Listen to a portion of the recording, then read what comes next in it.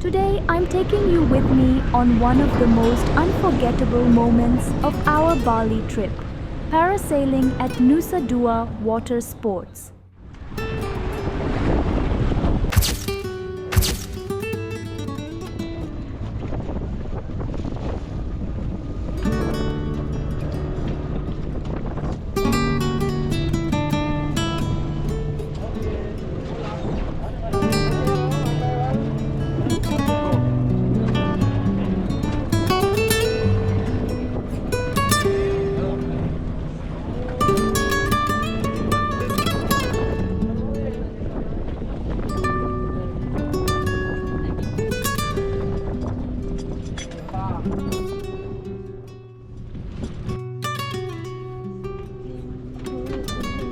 I was nervous at first, but as soon as we arrived at Nusa Dua, the excitement took over.